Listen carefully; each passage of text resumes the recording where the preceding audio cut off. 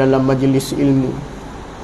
Mudah-mudahan para jemaah sekalian, kita diberi oleh Allah Subhanahu wa taala kefahaman untuk kita terus beramal dengan amalan yang soleh. Mudah-mudahan Allah Subhanahu wa taala istiqamahkan kita di dalam mentaati perintah Allah Subhanahu wa taala, insya-Allah. Malam ni kita sambung yang seterusnya, hadis yang ke 38, insya-Allah.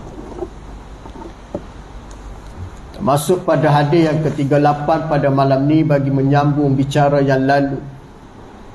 Bagaimana hadis yang mana Nabi sallallahu alaihi wasallam bersabda daripada Sayyidina Abu Hurairah radhiyallahu anhu,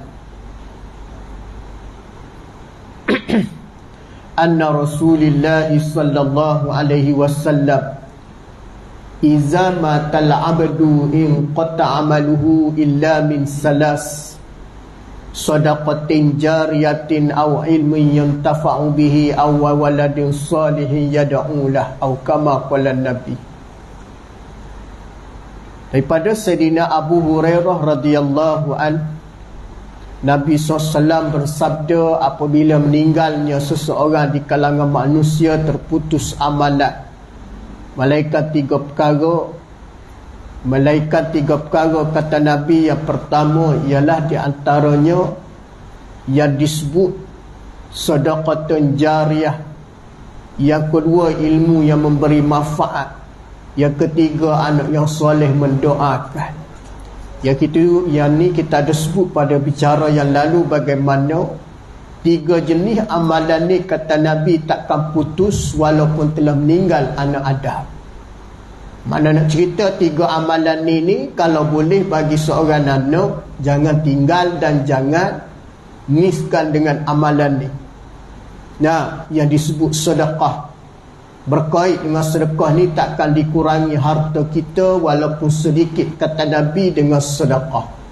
Yang kedua dengan ilmu, jangan kita sombong apabila diberi ilmu maka kita share ilmu dengan orang. Yang ketiga, gunalah kesempatan kita ni menjadi orang yang soleh, kerana orang yang soleh ni orang yang memberi manfaat kepada orang lain serta memelihara dirinya daripada tidak terjebak dengan perkara yang disebut maksiat ni, orang yang soleh. Bagaimana daripada Sayyidina Ibnu Abbas yang seterusnya hadis tersambung, bahawasanya daripada Sayyidina Ibnu Abbas radhiyallahu anna rajulan qala ya Rasulullah inna ummi tuwaffiyat walam tusi afayanfa'uha an tasaddaqa anha, qala na'am. Daripada Sayyidina Ibnu Abbas ataupun dinisbah kepada, yakni maknanya Abdullah Ibnu Abbas. Kalau kita dengar ada yang disebut dengan Ibnu Abbas, maka namanya Abdullah anak pada Abbas. Yang biasa kita disebut dalam hadis, dia sebut Ibnu Abbas anak pada Abbas, yakni Ibnu Abdullah bin Abbas. Dah.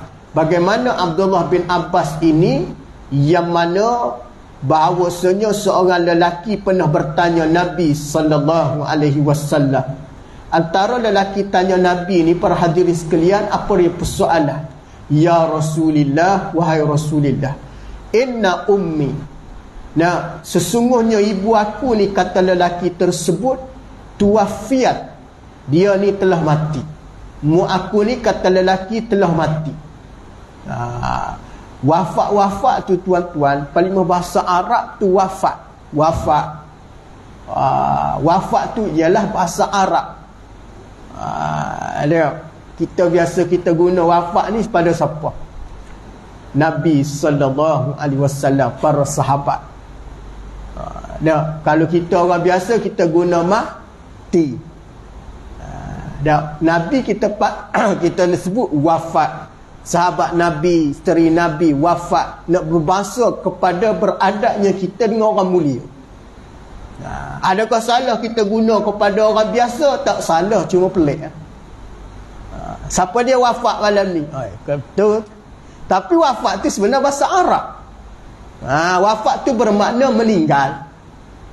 Cuma orang kita, dia orang Arab wafat. Orang Arab guna wafat. Kita orang Melayu guna meninggal ataupun mati. Kalau sebut wafat tak ada masalah. Tapi dalam kitab-kitab lama dia sebut wafat. Kitab-kitab Jawi lama kan. Wafat seseorang itu bermaksud mati seorang tu, terputus amalan dia. Dia sebut wafat. Pada dia sebut apa dia? Mati. Inni ummi tuwfiat. Mu aku ni, kata lelaki tersebut, dia telah mati. Rujuknya matilah, wafat tadi. Walam tusi, kata lelaki tersebut, dia mati masa dia nak meninggal tu, dia tak pernah wasiat. Banyak berlaku ni para hadirin sekalian, mati tak tinggal wasiat. Biasanya mati dalam keadaan mengejut, mati dalam keadaan tidak disangka-sangka. Tak wasiat. Tapi sebenarnya di dalam Islam, wasiat ni bukan berkait dengan mati. Wasiat ni kena ada hari-hari. Terutamanya wasiat tentang bitaqwallahi azza wajal. Ingat bertakwa pada Allah. Hak tu penting dalam rumah tangga ni rahimakumullah. Pertama dia kena ada program usrah, kita sebut. Usrah keluarga. Usrah keluarga ni biasa kalau kita boleh buat hari Minggu contoh. Anak menantu datang, ada ramai-ramai sebelum makan tu, cakap sepatah dua. Siapa dia bercakap? Bapa bercakap. Mari sini dulu sebelum kita makan, kita buat doa selamat sikit, reka-reka. Masa gunalah kesempatan tu. Sebelum doa ni, ayah nak pesan semula ke anak menantu pertama, takwalah kalian pada Allah. Comel tu. Biasa jarang orang nak nasihat takwa ni. Biasa orang nak nasihat agak-agak menantu ayah ni, harta ayah tinggal adalah geratan 10 keping dalam fair tu. Lepas tu tanah getah tu pakat-pakat bagi molek lah. Tanah kelapa sawit ada sikit, tahu sama benda ada. Gitu je biasa wasiat ni. Wasiat tu tak ada masalah tuan-tuan. Mati settle insya-Allah. Mati settle pasal apa dia tuan-tuan? Kalau anak ada iman, tak ada masalah dah. Tapi anak tak ada iman, payah juga tuan-tuan. Tapi nak cerita wasiat tadi, wasiat kepada benda yang baik lah. Kata lelaki tersebut, ummi tuwafiat walam tusi. Dia masa dia mati tu tak sempat dia nak beri nasihat, nak beri pesanan wasiat. Maka dia kata apa dia? Afa yang fa'uha, apakah bermanfaat kepadanya? Apakah ada manfaat baginya sedangkan dia tak pernah pesan dan wasiat baik? Anta saddaqa anha. Masa dia nak meninggal, dia tak pernah wasiat, dia tak pernah meninggalkan pesanan. Adakah ada baik, kata lelaki tersebut, anta saddaqa anha, sekiranya aku bagi sedekah dan niat pada dia. Begitu. Maknanya dia tak pernah nasihat, tak pernah wasiat, tak pernah dia memberi pesanan, tapi dia kata apa dia? Lelaki ni sebut anta saddaqa anha, tapi aku ni buat juga dengan niat beri sedekah atas nama dia. Apa jawab Nabi? Qala Nabi, na'am. Nabi kata ya. Ya dirujuk maknanya boleh. Tak ada masalah walaupun dia tak wasiat. Berkait dengan anak, para ulama sebut, sekiranya anak tadi memahami dan faham tentang agama, maka tak perlu tunggu nasihat, tak perlu tunggu wasiat, dia buat kebaikan. Macam kita hari ni, mak pak tak wasiat pada kita, mak mati 10 tahun akan datang 20 tahun, jika korang semua dah bekerjaya, ada gaji besar, ada kedudukan, jangan lupalah sedekah untuk mak niat. Ada tak mak pesan gitu? Tak ada. Tapi kita ni ada kesedaran, betul tak? Kesedaran kita ni pertama mari di mana rahimakumullah? Mari dengan sebab kita faham agama. Kalau kita kata kesedaran kita dengan sebab kita Islam saja, tak betul juga. Ada orang Islam tapi tak faham. Tapi dengan kesedaran kita dengan agama. Yang kedua, kita ni orang panggil apa dia? Ada satu kefahaman, yang mana kefahaman ni yang menyebabkan kita juga rasa maknanya pentingnya kita kena buat gitu. Buat macam mana? Buatlah sedekah ke, niat wakaf ke, buat apa dia. Yang penting waktu kita buat tu kata Nabi dapat pahala. Kalau kita faham daripada hadis ni tak ada kerisauan lah. Maknanya ulama kata 3 benda ni kalau niat pada muayyad insya-Allah tak ada khilaf, ulama kata sampai. Tidak ada masalah kerana yang berkait dengan amalan yang baik.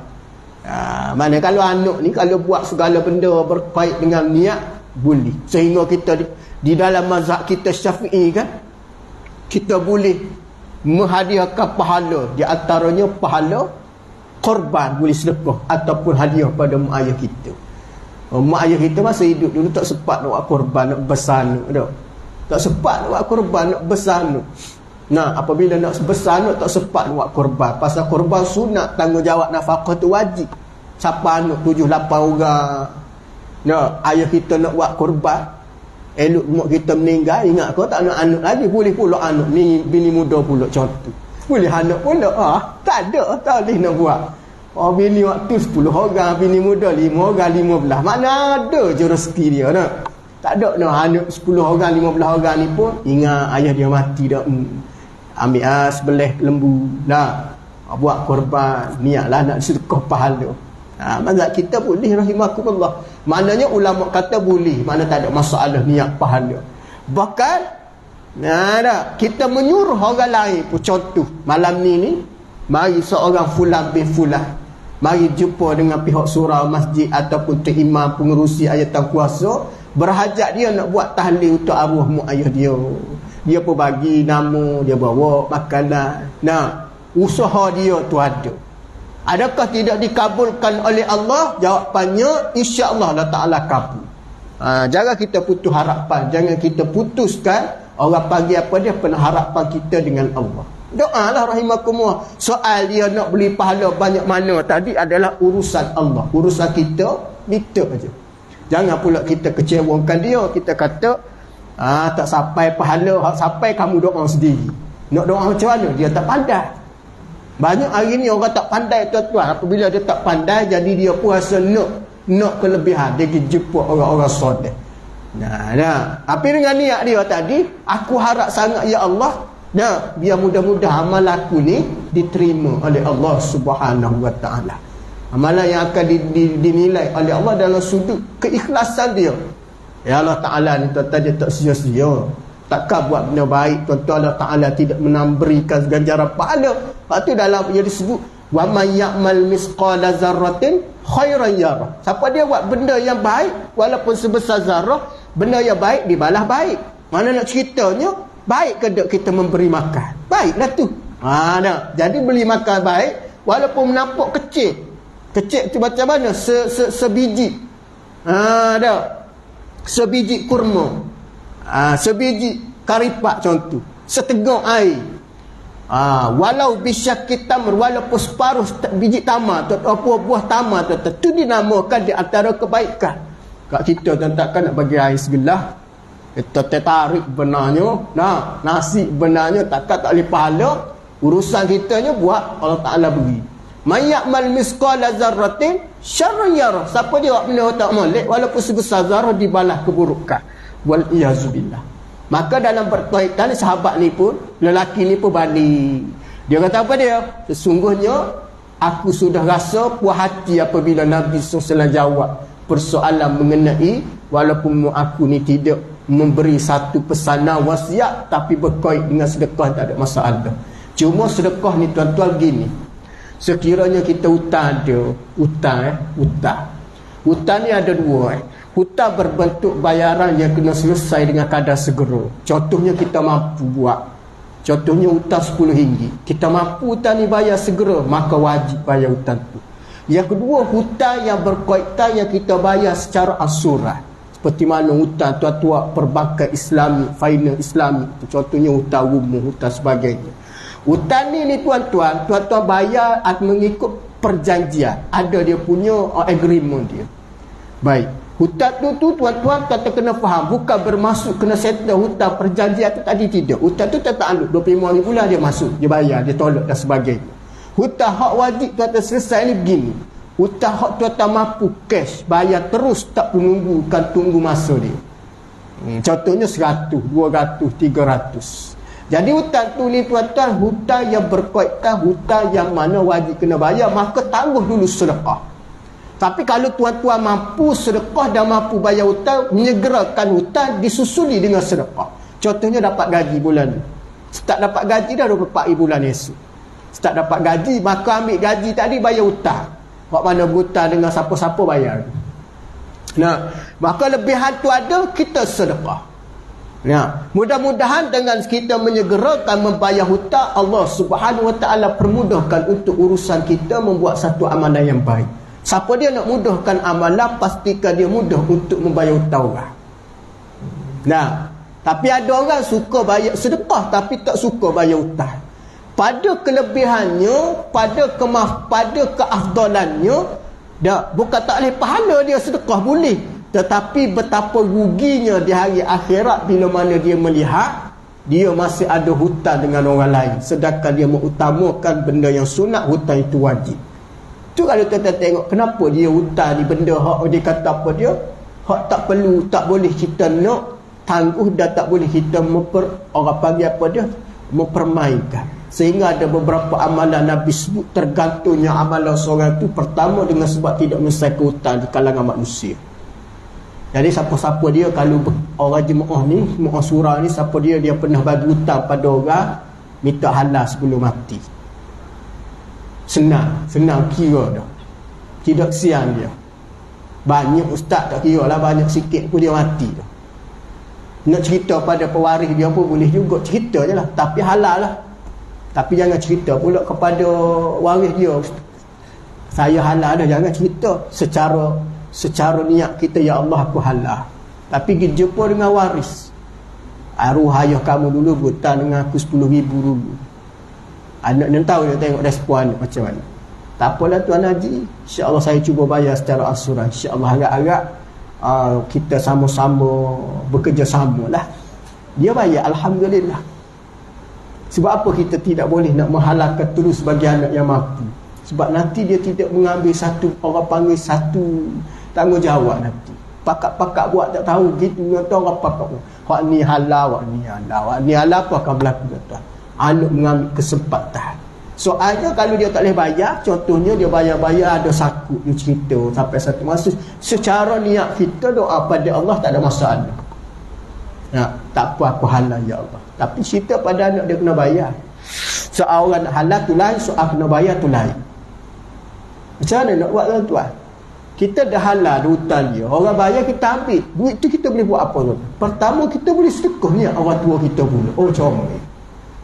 Tapi kalau boleh ku anak tadi, dia tahu dah kita halal, anak pun buat apa, tukar sport ring kereta, buat pergi makanan ni, hok beli barang macam-macam.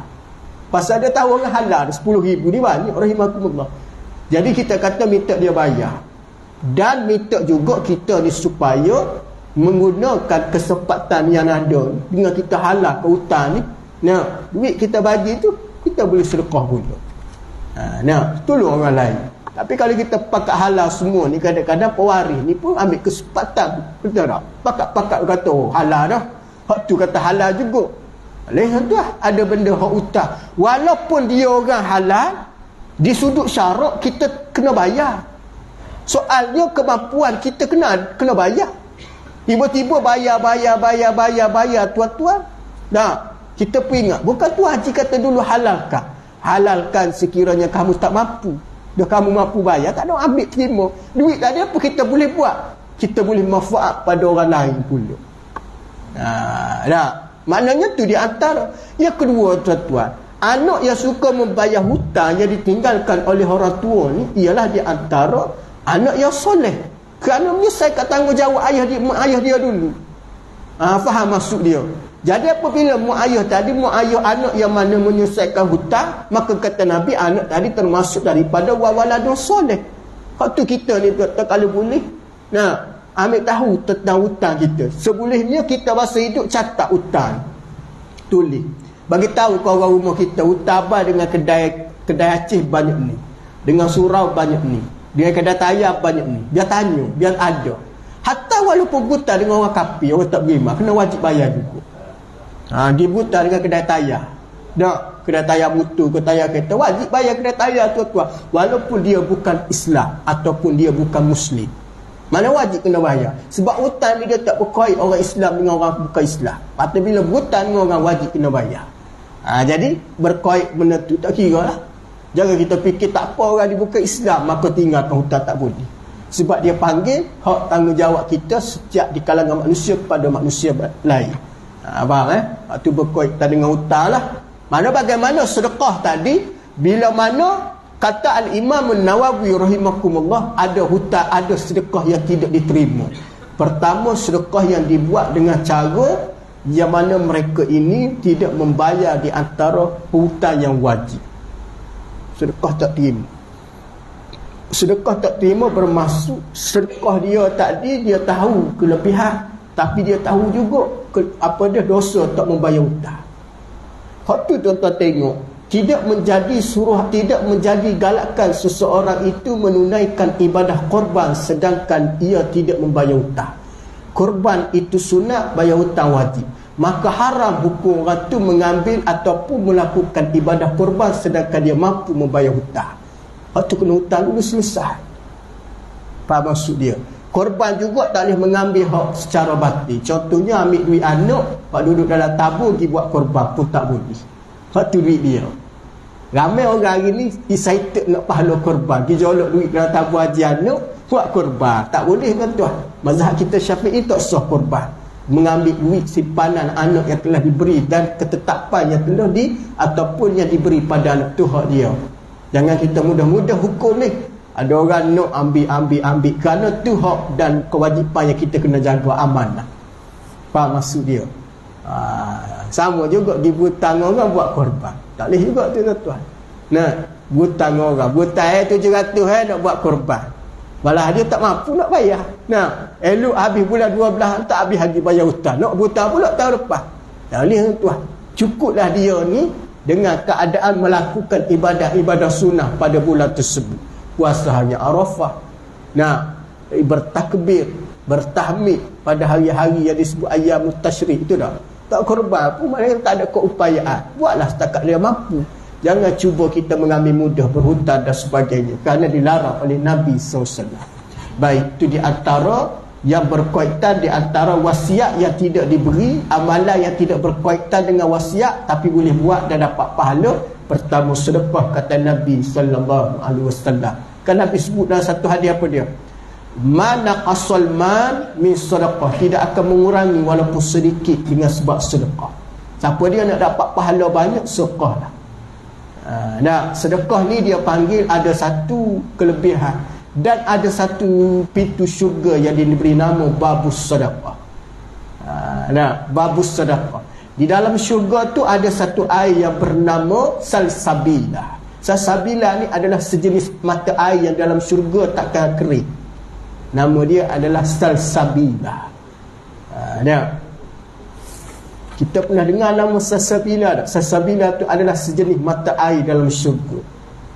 Nah, orang yang duduk dalam syurga akan temulah mata air yang bernama salsabila. Banyak mata-mata air, salah satunya mata air yang mana apa dia cantik, comel, seronok, yang minum padanya rasa puas, rasa seolah-olah tidak ada orang panggil apa dia, gambaran keenakan dia. Salah satunya mata air yang keluar daripada syurga. Nah, maknanya kalau kita tengok banyak nama-nama syurga, banyak nama mata-mata air. Kita minum air atas dunia yang apa sedap tuan-tuan? Air kawi. Cukup. Tu je air tu. Tak. Ada orang dia kata sedap minum air. Tapi ada orang kata minum air Zam-Zam tak sedap. Dia orang minum air Zam-Zam tak sedap ni tuan-tuan pasal minum banyak. Dia tak boleh minum banyak air Zam-Zam ni. Dia kena minum ada sukatan dia dan ada amalan dia, ada doa. Kalau minum macam kita minum air mineral biasa, tak asal apa tu. Dia apa-apa pun kita niat dah. Satu air Zam-Zam ni tuan-tuan, yang kedua jangan minum seorang, kena bagi ke orang lain. Kalau boleh ada lebih bagi ke orang lain, baru kita rasa air tu mahal. Yang kedua, yang ketiga, jangan cuba campur aduk. Air Zam-Zam tu campur dengan air kawi, jangan. Dia hilang dia punya kelebihan air Zam-Zam. Ada orang tu tuan-tuan, dia balik ke Mekah, dia balik air Zam-Zam, bagus tu. Maka dia pergi campur dengan air-air selain lain. Dia kata air zam-zam ni kawan tu minum sama, tak ada rasa apa pun. Ya sebab capur, tapi dia tak cerita pada orang. Dia kena cerita tu air ni sudah capur. Jadi sudah capur tu hilang. Jangan capur air zam-zam ni tu. Air zam-zam ni air yang cukup minum walaupun dengan kadar sedikit. Waktu dia cawan kecil je tu arak jual tu dah. Minum sikit tadi dengan kita selawat pada Nabi. Jangan lupa kita niat mudah-mudahan dapat keberkatan. Sebab air ni air tak sama dengan telaga kita tuan-tuan. Sebab ni telaga yang diberi oleh Allah kepada Nabi Ismail AS. Telaga ni telaga yang takkan kering walaupun cuba nak dikeringkan. Takkan kering. Saluran dia takkan boleh salurkan di bumi mana-mana walaupun cuba orang nak lari saluran. Tuan-tuan tengok hari ni tuan-tuan, duduk di bumi Mekah ada orang mewariskan. Nah, ada orang yang mewariskan sampai hari ni tuan-tuan orang tak boleh nak ambil benda-benda macam tu. Bila mana orang kita tahu siapa dia mewariskan daripada hasil daripada keberkatan bumi Mekah dah, maka orang tidak boleh sewenang-wenangnya nak memberi ataupun nak melarikan sumber air tersebut untuk pergi ke mana-mana negara. Air ni tuan-tuan tengok bukan sebarangan ni air berkat. Waktu kalau kita ada air zam-zam, kita niat ni, kita tahu setiap penyakit ada ubat. Kullu da'un dawa, setiap penyakit ada ubat illal maut, mereka mati. Salah satu air nak buat air penawar ataupun nak buat ubat ialah al-ma'uz zamzam. Minum dengan tangan kanan. Selawat pada Nabi paling kurang. Dan masa nak minum tu kita niat, ya Allah kau cerahkanlah, ya Allah mudah-mudahan berkat air zam-zam. Air zam-zam ni ulama kata air yang paling istimewa atas muka bumi ni, tak lewat dia lah. Tak boleh lawat air zam-zam. Air zam-zam ni air bukan baru ke tuan. Air daripada Nabi dulu lagi. Nabi Ibrahim, Ismail dengan mak dia Siti Hajar. Air ni cukup-cukup hebat air. Nampak tuan Tapi kita ni kadang-kadang tak tahu kelebihan, maka kita tak mengambil kelebihan. Pasal kita tak tahu kelebihan dia. Kalau kita tahu kelebihan, kita takkan biarkan dia ni air tu duduk saja. Mereka kita minum cara Nabi SAW. Nabi minum air sikit tau. Dia tak minum gok-gok-gok macam kita minum tu duduk. Tahu tak gok-gok? Nabi minum air, kadar dia minum minum. Yang kedua, Nabi minum sambil Nabi turun air ke leher. Turun. Minum pula. Kita dok macam kita minum air panas. Dok gitu tu. Minum air panas tu pasal dia panggil ketagih syuk apa dia minum air panas. Penuh air musim-musim kopi panas ni dok. Minum. Dok gitu. Minum. Biar turun. Pasal setiap air yang mengalir tu tuan-tuan semua diberi pahala oleh Allah Subhanahu Wa Taala. Itu cara Nabi SAW minum. Cara kita minum beza kan tuan. Kita minum. Nak minum polok. Tu cara yang tidak betul lah. Itu kalau kita tengok sistem penghadaman kita tu tidak berapa elok. Kalau satunya cara tu tak betul. Waktu kalau kita tengok kenapa dia ambil sedikit dengan kapasiti sedikit. Tu cara sunnah. Kerana kita tengok perut kita ni, saluran kita ni tak boleh terima dengan kadar yang banyak. Waktu Nabi ambil sikit makan. Bukan bermaksud tak ada lauk, bukan tak ada makanan, ada. Tapi tu gaya cara Nabi SAW. Waktu arak duk makan nasi arak tu, bukan macam tu. Tuan-tuan arak makan nasi arak tu. Dia tok seekor kambing. Dia kau tu salah. Walaupun dia daripada bahasa Arab. Orang Arab tuan-tuan kadang adab dia kurang. Tuan-tuan tengok yang ikut perangai dia begitu. Tak duk ngaji dulu tengok orang Arab. Dia makan duk tunggi tuan-tuan. Kami makan duk tunggi. Seekor kambing 3 orang je dia makan. Nabi makan kambing bersama sahabat ramai tau. Waktu makanan Nabi ni pernah dihidangkan, ya Aisyah radhiyallahu anha ni kata, ya Rasulullah cukup dah makanan ni. Kata Nabi SAW hidangkan dulu. Apa makna daripada hadis ni? Maknanya Nabi tak pernah rasa makanan tu tak cukup walaupun kapasiti sahabat ni ramai. Nabi bagi makan. Tapi dia tak kedarus. Hak jenis kita ni kedarus, tak tahu tak kedarus. Melatuk. Hak kita ni makan jenis melatuk. Melatuk tu cepat jadi kadang-kadang tak cukup. Kalau sahabat ni dia duduk macam jemaah tabligh duduk. Tengok tak jemaah tabligh duduk. Orang Kelantan faham lah ustaz sebut tadi tu. Orang Lumpur ni dia kena ngaji sikit lagi. Tapi nak cerita je cara orang Arab makan tu ada betul ada tak betul. Yang kedua, cara dimakan dia licinkan. Apabila bazir tinggal makanan tu bukan cara Nabi. Tu tuan-tuan tengok orang jilat jari jemari. Tuan-tuan jangan kata kotor tahu. Ataupun tuan kata lapar kau tak cukup makan. Bukan, tu sunnah Nabi SAW. Sunnah Nabi tuan-tuan kan. Sunnah Nabi tu jilat. Cuma jilat tu tidak mengeluarkan lidah. Maka bukan orang jilat macam gila. Tak. Lain ada kaedah dia dan ada adab dia. Macam je kita makan dalam keadaan mana tidak membazir. Wala tubazir tabzira. Hak ni yang disebut innal mubazzirina kanu ikhwanas syayati. Mana disebut cara dia jangan bazir. Cara macam mana Nabi tidak pernah menholong makanan. Nabi ambil setakat mana Nabi. Hak tu makan dalam dulan itu tu ada adab. Lepas ni Haji Fauzi buat lepas ni buka puasa kita makan dalam dulan. Pakat-pakat makan dalam dulan. Maknanya pakat makan dalam gula dia boleh mendatangkan pertama barakah, yang kedua ukhuwah. Tu tuan-tuan tengok kalau boleh lelaki bini ni yang balik jarang-jarang makan dalam dula di rumah, jangan hidang pinggan. Seminggu sekali mari makan dalam dula di suami isteri. InsyaAllah tuan-tuan kita punya persaudaraan ukhuwah dia tu. Sahabat Nabi SAW dia makan kursi. Hak paling seronok Nabi menyuap para sahabat. Kita hari ni suap juga tuan-tuan, tapi suap keadaan kita ni hari-hari tertentu. Suap. Rasulullah pernah menyuap isterinya Aisyah. Aisyah pernah suap Nabi SAW. Jadi hari ni suami suap isteri masa hari pertama perkahwinan. Tu je. Lepas tu dah tak suap. Sampai hari ni tak suap. Bila suap? Waktu suami dia tengah dia tak larat nak bangun azab. Tu je suap. Tu je tuan-tuan. Suap tak nak duduk tengah tu je. Kalau boleh amalkan suap tuan-tuan kerana ukhuwah. Boleh tuan-tuan? Maknanya suap menyuap. Nabi bukan seorang-seorang isteri je suap habis. Bini dia sebelah orang Nabi suap semua. Termasuk bini yang tua pun Nabi suap juga. Kerana suapan tersebut tidak disukai oleh iblis. Suapan lelaki kepada suami, kepada isteri, isteri kepada suami. Dah kenyang tuan-tuan, insya-Allah tak bazir tuan-tuan. Buat nasi goreng wadah sebuku pakat suap. Air pakat gili tuan-tuan. Gili. Sebab gili air ni tuan ustaz pernah tengok. Tuan-tuan tengok dalam hadis Nabi suka minum air cari mana penjuru Aisyah minum. Katalah Aisyah minum sin. Nabi pun minum sin juga. Kita bini kita minum juga tengok.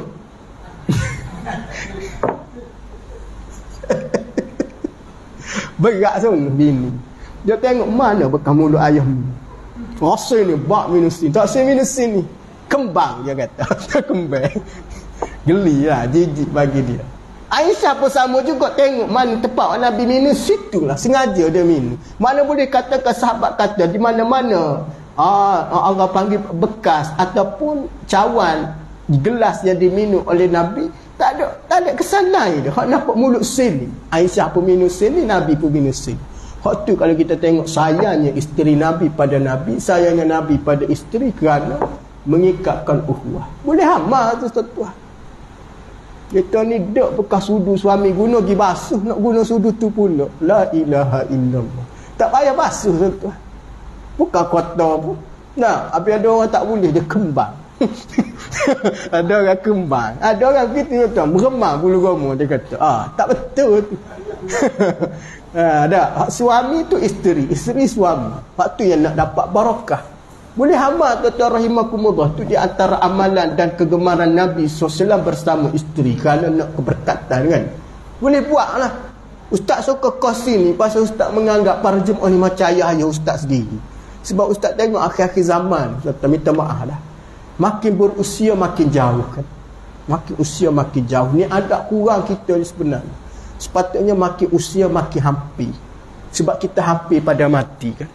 Hak tu tuan-tuan tengok, hak paling menduka cita apabila sakaratul maut, kematian hampir.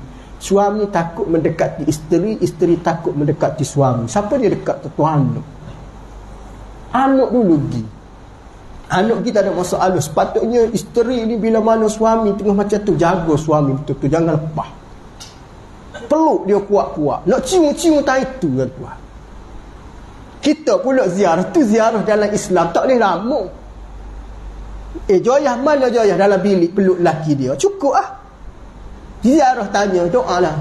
Pergi tengok doa. Jangan duduk tanya, mana je ayah lagu ni. Jangan tanya begitu. Sebab dia memang khusus dia untuk suami dia. Sama juga suami. Isteri duduk tengah nazak, sakaratul maut. Jangan duduk cara sangat bab dunia tu. Pegang peluk bini rapat-rapat. Dia orang kata, oh takut bini ke dia. Dia bukan takut bini, tuan-tuan. Tu kasih sayang dia, tuan-tuan. Terakhir, tuan-tuan, terakhir. Soal lepas ni kita nak kahwin, tak nak kahwin. Tu lain cerita, tapi nak cerita penakhiran kita dengan dia. Tuan-tuan tahu tak? Nak permudahkan urusan sakaratul maut bagi seorang lelaki, seorang suami, isteri. Isteri dia kena mengajar la ilaha illallah. Hak tu yang paling iblis paling takut. Sebab iblis tak suka, tuan-tuan, kalau suami isteri ni mendampingi di waktu saat kematian. Apa maksud dia? Jangan harap kata imam surau saja. Pergi, tuan-tuan, kita sendiri. Sudah memadai, tuan-tuan. Duduk pegang papuh atas bau kita, atas pohon kita, sudah gembira dia, tuan-tuan. Mati di pangkuan suami. Khadijah mati di pangkuan Nabi SAW. Semua mati di pangkuan. Apa makna dia? Mati dalam keadaan ataupun bersama dengan keadaan suaminya yang mengakhiri dengan kalimah la ilaha illallah. Kemudian tuan-tuan, lepas ni tu di antara adab yang diajar oleh Nabi SAW. Barulah kita dapat keberkatan pasal kita nak tahu anak ni ada tanggungjawab, isteri ada tanggungjawab, suami ada tanggungjawab. Nah, apabila kita buat benda macam tu, tuan-tuan, insya-Allah maka Allah Taala permudahkan di antaranya, dipermudahkan sakaratul maut. Yang kedua, insya-Allah matinya diberi husnul khatimah. Hebat, tuan-tuan, mati husnul khatimah, tuan-tuan. Hebat tuan-tuan, berpeluh dia. Yang kedua, kerana berpeluh, tuan-tuan, nak pisah roh dengan jasad. Yang kedua, dia senyum, nampak tempat dia nak pergi. Dia kata, tengok senyum dia, alhamdulillah. Syukur suami aku meninggal senyum. Duka cita juga, tapi alhamdulillah. Pengorbanan dia, tuan-tuan. Isteri kita mati senyum, suka kerana melahirkan anak 7-8 orang. Ya Allah, temukan aku dalam syurga.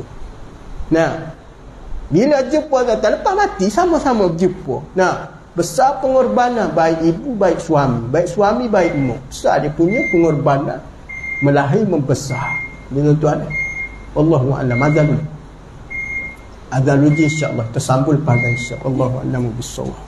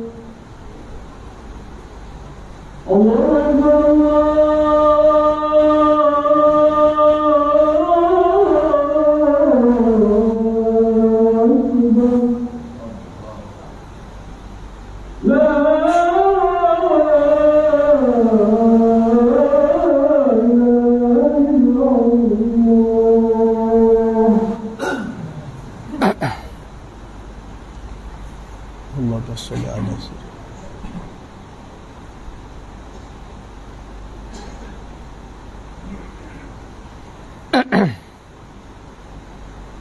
Baik, kita sambung sekali lagi para jemaah sekalian. InsyaAllah kita masuk pada hadis baru, hadis ke-40 pada malam ni. InsyaAllah kita akan buat penutup dengan hadis 40 insyaAllah. Pada hadis ke-40 pada malam ni daripada Sayyidina Abdullah ibnu Dinar radhiyallahu anhu. Daripada Sayyidina Abdullah ibnu Dinar daripada Sayyidina Ibnu Umar radhiyallahu anhu. Satu ketika dia kata apa dia? Marra a'rabiyyun fis safar. Telah lalu seorang Arab Badui yang mana dalam satu perjalanan. Arab Badui ni tuan-tuan, satu Arab yang Allah Subhanahu Wa Taala beri dia satu benda yang mana di zaman dulu ni dia di antara Arab yang kita kata yang macam orang yang kurang mendapat maklumat ataupun kurang bergaul dengan orang. Itu perangai Arab Badui ni zaman Nabi. Dia agak kurang sopan sikit. Hak dalam satu hadis tu duk tarik kain ridak duk atas bahu Nabi tu Arab Badui. Gurau kasar. Dibangsakan kepada setengah orang gurau bodoh. Kasar gurau tuan, dia pegang perah dia tarik. Tu Arab Badui punya perangai. Orang yang tidak ada tamadun. Orang yang tidak diberi pendedahan ilmu, orang yang tidak, orang panggil apa dia, kehidupan dia ni memang cara dia ni memang kampung betul. Orang kampung dah. Orang kampung main bola kaki ayam. Gitulah. Orang luar tak boleh tak pakai kasut bola boot dia. Ha. Main bola kaki ayam. Dia naik basikal mesti hujan tu dia buang selipar. Dia tak boleh pakai selipar, dia kata licin. Kita orang sini tak boleh tuan. Kalau hujan mesti pakai kasut. Ha dah. Oh dia memang tak pakai kasut. Memang tu dia jenis spesies dia lah. Kita ada rimah lah pakai payung ni. Tak apalah, hujan-hujan lah. Nah, orang sini tak boleh tuan, dia kena pakai payung. Nak cerita je Arab Badui ni di zaman Nabi ni dia di antara Arab kasar lah. Tak boleh kata juga tu pasal dia dilahirkan kena macam tu. Contohnya kita kata orang di belah-belah Kelantan duduk Gua Musa, di kawasan-kawasan pedalaman. Orang buat ni tuan-tuan kita tak boleh nak tengok macam kita. Kalau dia makan ke tuan, dia makan tak macam kita tuan. Nah. Hamba kejar, halau lagi tuan. Kita tengok dulu tuan kejar, tengok belum tentu lagi dia bung jatuh gebuk tuan. Nak ceritanya dia tepat dia punya refleks dia. Marra a'rabiyyun fis safar. Lalu seorang Arab Badui dalam satu perjalanan. Fakana Abu A'rabiyyun sadiqan li Umar. Yang dahulu bapa kepada Badui tersebut adalah kenalan kepada ayah kepada apa dia? Kenalan kepada sahabat Nabi. Yang disebut ialah Umar Al-Khattab Khalifah. Maknanya dia ni dia boleh dikatakan pernah kenal lah, pernah berjumpa dengan Sayyidina Umar Al-Khattab. Abu Bakar, Umar, Uthman, Ali Khalifah kedua. Lalu bertanya Ibnu Umar, dah jumpa dengan lelaki tersebut ni, dia tanyalah, jumpa dengan Badui lah. Nah, maka Sayyidina Umar Al-Khattab, Umar bertanya lelaki tersebut, apa dia tanya? Jumpa dengan dia kata apa dia? Alastu bi fulan, mu ni bukan anak fulan ni, anak kawan ni. Contoh gitu. Alastu bin fulan, adakah kamu ni anak fulan bin fulan ke? Kata Umar kepada lelaki tersebut. Macam kenal aku tengok mirip kamu, macam aku pernah tengok ni. Begitu. Khala bala, kata lelaki tersebut. Ya, bahkan memanglah aku anak si fulan seperti mana Umar sebut tadi. Baik. Qala bala fa amara lahu ibn Umar bihaimarin kana yastaqibu. Lepas lelaki tersebut kata, ya aku anak si fulan seperti mana engkau kata ya Umar, maka kata Sayyidina Umar kepada lelaki tersebut, apa dia? Boleh tak beri hima yang kamu naik? Dak. Fa amarahu lahu Umar bihimarin kana yastaqibu. Hima ni adalah satu binatang yang di zaman tu menjadi binatang kenderaan. Ya hima ni nak kata dia bukan macam kuda tuan-tuan. Himar ni adalah satu kenderaan yang mana orang-orang kampung duduk. Kuda ni, unta ni tetap orang mewah dah. Sebab unta mahal, himar murah sikit. Jadi himar ni menjadi kenderaan. Kalau kita kata hari ni basikal lipat. Basikal lipat kecil kan. Unta tu basikal orang Terengganu, apa dia, Datuk Aziz Wasni. Itu bukan basikal lipat, itu basikal mahal. Hak tu unta Qaswa tu 100,000 tu dah. Hak ni basikal lipat ada 400, ada 500. Lipat. Cukup kau kamu bagi kain sekerbang saja, tapi tak apa dak. Bak nilai kain tu lebih kurang 2 dirham begitu jelah. Cukup kau kamu bagi banyak tunya. Sedangkan Nabi kata ni apa dia, sedangkan kamu ada lagi harta. Apa bagi kain sekerbang dengan nilai 2 dirham begitu je, kata sahabat Nabi SAW kepada Sayyidina Umar Al-Khattab. Maknanya apabila dengar gitu, maka Umar jawab. Apa Umar jawab?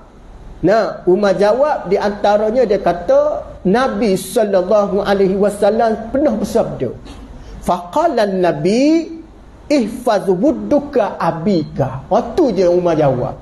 Umar kata Nabi SAW pernah bersabda, antaranya ialah peliharalah kasih sayang, yakni kepada orang yang pernah ada hubungan dengan kamu dulu.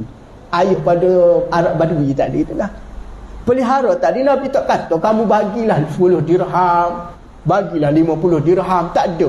Cuma Umar sebut, Nabi SAW kata ihfaz wadduka abika. Katakanlah mu kenal ayah dia dulu, mu buat baik cara macam mana pelihara ke, hatta walaupun kamu bagi dengan nilai 2 dirham dengan kain sekerbang tadi. Nak ceritanya bukan nak kira nilai banyak, walaupun sedikit diberi. Nak. Maka kata Umar radhiyallahu anha, la taqta'u fayuqti'un nuraka. Fayuqti'ullahu nuraka. Maka janganlah kamu memutuskan bermaksud, jangan kamu memutuskan hubungan. Kalau kata begini, kamu tahu dah dia ni anak fulan bin fulan pernah berkawan dengan ayah dengan kamu dulu. Contohnya kita ada sahabat kita bernama Ismail. Ismail tu dah meninggal. Ada anak lelaki Ismail ni. Jumpa mana anak Ismail ni? Jumpa di surah At-Taqwa Palai tu. Tengok kiri kanan, tengok atas bawah. Macam kena. Kamu ni nak. Kamu ni awal. Orang KL dia panggil apa dia? Awal ke apa? Orang Kelantan dia panggil awal. Kamu ni awal anak Ismail. Gitu. Katanya awal budak tadi, ya pakcik, saya anak arwah Ismail. Ni, anak arwah Ismail. Kenapa pakcik? Katanya Badui tersebut. Kamu tahu tak, awal, bapak kamu dulu tu best friend ayah ni. Ayah ni, pakcik ni. Duduk ngaji sekali, duduk kerja sekali, duduk buat cari makan sekali. Duduk Singapura sekali. Orang dulu suka pergi Singapura dah. Orang tua ustaz dia pergi Singapura juga tuan. Allahu Rabbi, besarnya pengorbanan dia cari duit ke Singapura tuan. Hari ni dia panggil Singapura. Baik. Dia pun kata macam mana? Katanya Umar Al-Khattab radhiyallahu anhu, ayah kamu dulu untuk makluman, dia tu ialah sahabat aku. Maka dia mau bagi kain sekerbang. Kalau kita kata hari ni kalau jumpa dengan anak kawan kita mari sembahyang, jumpa, kamu ni anak arwah mak ambil duit sama RM1, bagi duit kalau mampu dah. Tu tuan-tuan, kalau tuan-tuan nak usaha pahala dah. Siapa dia yang suka bawa kain ridak, kain sekerbang, bila mana ada apa-apa mampu, bagilah benda tu tuan-tuan. Ada sahabat ustaz seorang ni, dia suka bagi apa, dia patang orang puji tuan-tuan, comel kupiah ustaz, dia bagi tuan-tuan. Tuan-tuan, orang tanya ustaz betul? Ya betul. Dia bagi, tuan pengusi bagi. Dia balik pada dogo-dogo, tak ada apa tuan. Bila dia tanya, bang kopiah mana? Kopiah saya bagi ke jemaah. Kenapa bagi? Sebab dia puji kopiah saya cantik, dia bagi. Bayangkan apa dia puji bagi. Satu hari jubah Haramai bukan Haramai Vietnam tuan-tuan, Haramai Mekah betul. Ada seorang dia ni, dia lepas kuliah, ada seorang pemuda puji, ustaz cantik jubah ustaz, dia punya kating comel. Tuan-tuan, ustaz ni biasa dia pakai baju pagoda dalam dengan kain plekat. Tidak. Dia buka jubah tu tuan-tuan, dia sedekah kepada pemuda tersebut. Saya pun tertanya, jubah ni beli mana Syekh? Ustaz mana sebut, ustaz mana bagi ni? Kata ustaz tu bagi. Saya tahu dah, ustaz tahu dah, jubah ni saya jaga, saya saya tak benarkan isteri saya basuh kerana saya sayang. Sebab dia hargai pemberian. Bayangkan tuan-tuan, ustaz ni kata Allah Ta'ala beri dia ujian, ada penyakit rihul ahmar satu ketika, kena macam-macam tuan-tuan. Sembuh penyakit, suka tolong orang tuan-tuan. Waktu siapa-siapa dia nak baik ni tuan-tuan, nak dapat kelebihan, bagilah barang. Hak kita sayang kita bagi tuan-tuan. Hak kita baik ke kita bagi barang kita tak pakai kan. Tapi jangan minta dengan ustaz pula malam ni lama balik tak nak baju tuan-tuan, nak maaf esok. Jangan minta pula, tapi nak cerita hak tu bagi. Maka Umar Al-Khattab bagi kepada pemuda tersebut, dia kata apa dia? Nabi pesan pada aku, jangan engkau padamkan cahayamu. Apa makna dia? Jangan engkau padam cahaya rahmat. Kerana tolong orang ni tuan-tuan rahmat. Nah, ada lepas ni bagilah. Orang puji lagi bagi. Jadi sebelum tu jangan orang puji kuat-kuat sangat. Nah, bagi tuan-tuan, insya-Allah Allah Taala bagi segala nikmat. Allah Taala membuka satu, orang panggil rahmat yang cukup luar biasa. Sebab ustaz tengok orang yang suka beri barang pada orang ni tuan-tuan, kebanyakan Allah Taala permudahkan urusan. Pasal ada penutup pada malam ni, ada seorang jemaah, bagus isteri dia cerita lepas kematian arwah suami dia. Arwah ni orang cerita dulu dia baik tau, dia 5 waktu. Dia biasa orang mati ni tuan-tuan akan cerita kebaikan dia lepas dia tak ada tuan-tuan. Masa hidup orang tak cerita. Tu biasa tuan-tuan. Umat akhir zaman, masa orang hidup orang tak cerita kebaikan, tu biasa. Molek tak cerita sebenarnya. Kalau dah cerita dia timbul riak, dia timbul takabur, ujuk riak dan sebagainya. Biasa orang cerita kebaikan dia selepas dia mati. Selepas dia mati, mana-mana cerita. Nah, contoh. Contoh tengok dah. Tak ada orang ada jawatan orang suka. Semua orang benci. Ustaz orang Kelantan, ada seorang menteri besar yang mana orang puji lepas dia mati. Siapa-siapa pun puji. Almarhum Tun Nurul Aziz. Masa dia mati dia kata sampai hari ni orang puji, walaupun orang penuh kondem masa dia hidup dulu. Realitinya umat akhir zaman ni, orang hidup dia tak hargai tuan. Hak tu kita hidup bukan untuk dihargai orang tuan-tuan. Lepas mati tuan, orang sebut, arwah ni dulu baik, arwah ni sanakkan doa, arwah ni bagi macam-macam tuan. Sebenarnya kebaikan yang disebut selepas mati tuan-tuan, itu adalah sebaik-baik orang panggil pujian. Kalau puji tak hidup tuan-tuan, Ustaz Sabah ni baiklah puji, kembar anak tuan-tuan, kembar. Bukan nak kata tuan-tuan sendiri punya pasal ni kena puji tuan-tuan, rasa hebat. Kita rasa seolah-olah kita ni segala-galanya, ana yang punya, ada rasa begitu. Tapi kalau puji lepas mati tuan-tuan, mana tahu. Ya, pujian kepada si mati tak ada mesti. Tu kita selepas mati kan biasa, bagaimana keadaan jenazah? Baik. Yang mana keadaan jenazah? Baik. Memang tuan-tuan mendoakan kebaikan kepada jenazah, betul tak? Ke ada orang kata bagaimana keadaan jenazah? Tak baik. Pasal apa? Hutang tak bayar. Ada tak orang kata begitu?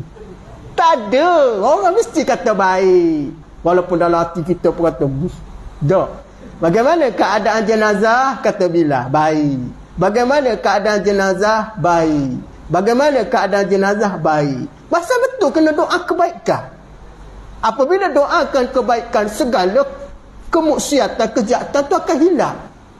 Ada. Maka kita cerita kebaikan. Hak tu kita buat amal hari ni, kebaikan di atas dunia masa hidupnya. Tak harap pujian orang. Tak puji pun tak apa. Nah, biarlah orang nak kata kita, yang penting kita bergerak dan berdiri atas jalan yang betul. Kalau nak harap pujian orang, tak ada orang puji atas dunia kita ni, tetap bakal kritik kita, orang duk maki orang hamin kita kan. Jadi apabila lepas mati kita beri. Tu kan Nabi sebut apa dia? Jangan memadamkan cahaya, kamu buatlah kebaikan. Bagi penutup malam ni rahimakumullah, kalau tuan-tuan nak buat kebajikan ni tuan-tuan, pertama buatlah benda hak tuan-tuan mampu, yang paling senang. Paling senang ustaz tengok hari ni tuan-tuan, di antaranya ialah ikut sunnah Nabi, yang paling senang. Ikut sunnah Nabi ni banyak peringkat. Ada sunnah Nabi hak payuh. Nampak senang tapi payuh. Senang dia tak nampak tapi payuh. Dan menyebabkan timbulnya peperangan dunia, tuan-tuan. Sunnah Nabi kalau kita buat hak ni, kahwin lebih. Perang dunia, tuan-tuan. Hak ni payuh nak buat, tuan-tuan. Jangan buat lagi hak ni, tak mampu. Sungguh, tuan-tuan, perang, tuan-tuan. Timbul kontroversi, rumah tangga hancur lebu, tuan-tuan, semaya, tak tahulah ke mana, nafkah tak bagi. Jangan buat lagi hak ni.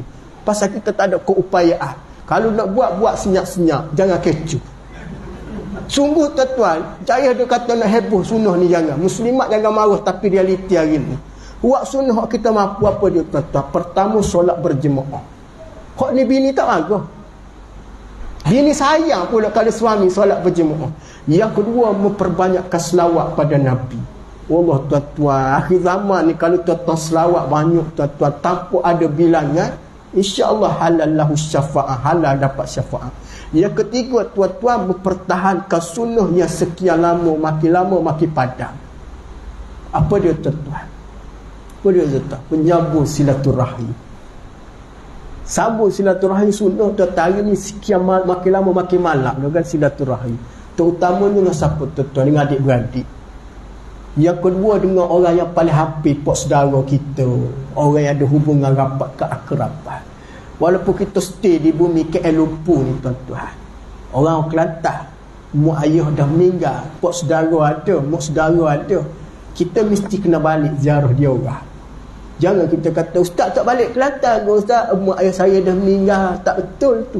Mak saudara kita ada, pak saudara ada. Faham maksud dia? Hak tu silaturahim. Tuan-tuan tahu tak, orang yang menyambung silaturahim ni bukan sekadar diberi umur yang panjang, tetapi dipermudahkan segala urusan dunia ke atas dia. Kalau tuan-tuan hidup ketiga sunnah ni, tuan-tuan, insya-Allah tuan-tuan selamat. Walaupun duduk di zaman fitnah berleluasa. Dunia hari ni, dunia komplain dia panggil. Dunia hari ni dunia berjoget. Dunia hari ni dunia hiburan. Dunia orang nak duduk dalam keadaan nak cari silap orang. Nah, cari je masalah orang tu tak betul, orang ni tak betul. Apa akibat dia, tuan-tuan? Kita akan diberi oleh Allah seburuk-buruk balasan di hari akhirat. Boleh, tuan-tuan? Wallahu alam. Cukup sekadar tu pada malam ni. Sambung pada masa akan datang. Baik itu datang daripada Allah, kurang kelemahan pada diri saya, semua kemaafan mudah-mudahan itu diampunkan oleh Allah. A'udzubillahi minasyaitonirrajim. Bismillahirrahmanirrahim. Allahumma faqihhu fid din wa 'allimhu ta'wil.